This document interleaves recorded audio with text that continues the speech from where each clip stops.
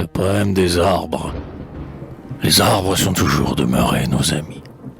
Dans la forêt profonde où le ciel les a mis, ils n'ont jamais cessé de sourire à nos peines et de prendre leur part des souffrances humaines.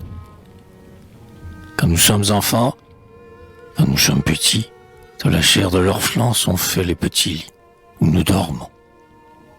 Nos yeux se rouvrent dans la joie des printemps radieux où le soleil flamboie. Et nos rêves sont pleins de ces enchantements qu'ont les arbres heureux dans leur recueillement. Puis, quand l'enfant se fuit, quand la belle jeunesse nous grise de sa flamme et de sa hardiesse, quand, pour marcher gaiement dans les sentiers humains et regarder sans peur les rues de lendemain, l'homme que le destin ténébreux accompagne rêve de se choisir une douce compagne. C'est encore le tronc des arbres d'alentour qu'il prendra pour bâtir sa cachette d'amour. Dans nos maisons, ce sont les beaux arbres qui mettent le feu réjouissant où nos fronts se reflètent. Et quand la dernière heure, enfin, sonne pour nous, lorsque nous prenons place aux divers rendez-vous, dans ce cercueil que nous offrent les arbres, comme nous sommes bien couchés pour notre dernier somme.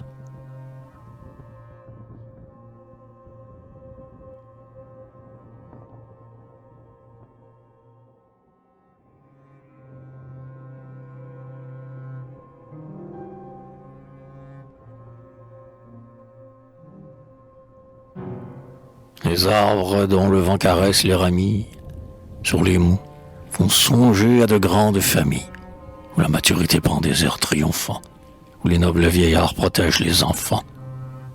Les bouleaux délicats, frêles comme des femmes, avec leur teint rosé, semblent de grandes dames, dont la distinction, la grâce et la beauté, dans les sombres forêts répandent la gaieté. Les aulnes sont les fils, les érables prospèrent, les chênes, les sapins, les pins, ce sont les pères. Ils vivent de longs jours et vieillissent heureux. Mais, quand le doigt du temps vient s'abattre sur eux, quand, blessés par les ans et vaincus de la vie, résignés à la mort, sans regret, sans envie, ne sentant plus la sève en leur âme fleurir, les vieillards des forêts se penchent pour mourir. Leurs fils aimants, les ifs, les trembles et les saules, dont la force rendit leurs robustes épaules, les gardent sur leur cœur et leur fond de leurs bras, le plus calme tombeau qu'il existe, ici-bas. Mais les arbres, entre eux, se parlent. Leur langage a des accents secrets qui nous charment. Je gage que si Dieu nous laissait les comprendre un seul jour, si nous les entendions dire leurs mots d'amour, nous, les amants humains dont la lèvre brûlante verse les mots comme une source ruisselante, nous nous tairions, jaloux, enivrés et muets, en écoutant parler les arbres des forêts, dédaignant jamais nos paroles mièvres. Nous laisserions mourir les aveux sans nos lèvres.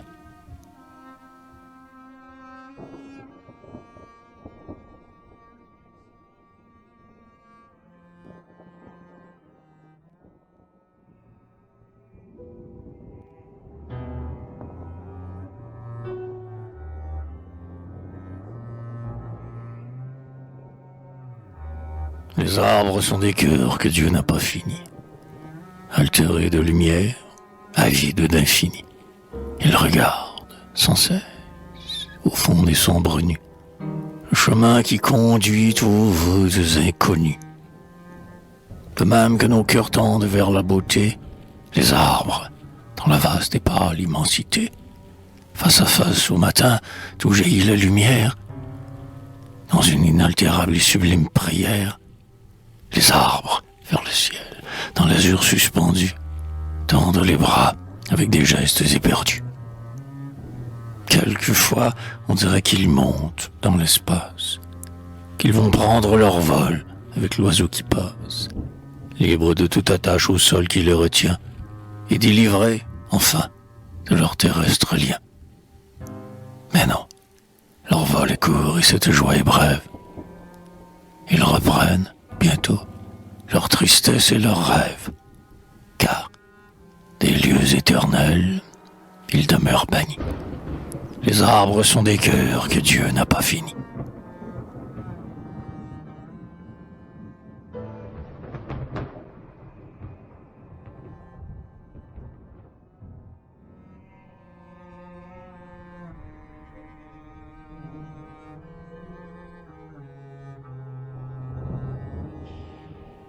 Mais les arbres des bois, comme nous, sont en butte à l'attaque cruelle et tenace du temps. Avec leurs ennemis, ils sont toujours en lutte, et plusieurs sont blessés par la main des autans. Et lorsque la tourmente a fondu sur leur tête, les arbres ont sur eux tant d'horreur et d'ennui, que l'on frisson d'effroi les troubles jusqu'au fait, et qu'on entend gémir leurs plaintes dans la nuit. Parfois, c'est le tonnerre et c'est l'éclair des nues qui les brise d'un seul irréparable coup, et l'on voit se dresser, au loin, leurs branches nues, comme les bras d'un mort qui resterait debout. Souvent aussi le feu dévore leurs ramures, meurtrit leur chair vivace et leur front couronné, déchire leur visage, abat leur chevelure, et fait de tout leur corps un spectre calciné. Et, dans la forêt claire où le jour étincelle, tous ces arbres, meurtris à jamais, ont sur eux ce signe de beauté presque surnaturelle que la souffrance met au front des malheureux.